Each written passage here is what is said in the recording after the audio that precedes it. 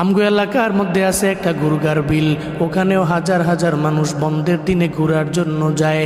ওখানে কেন যায়? ওই কৃত্রিম কোনো কিছু দেখার জন্য যায় না, আমার আল্লাহর নিদর্শন দেখার জন্য যায়।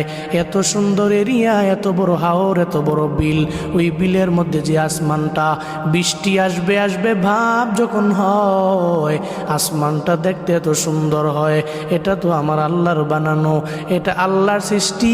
এটা দেখার জন্য মানুষ যেখানে এটা পায় ওখানে দৌড়াইয়া যায়। শুধু তাই না রে বাবা, মালদ্বীপে আমি নিজের চোখে দেখেছি আমার আল্লাহ কি সুন্দর করে দুনিয়াটা সাজাইলেন।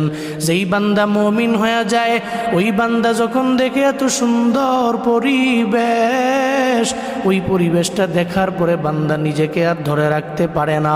আল্লাহর প্রতি যে ঈমান, আল্লাহর প্রতি বিশ্বাসটা তার বেড়ে যায়। এজন্য বলি, চিন্তা হবে মাখলুক নিয়ে না, চিন্তা হবে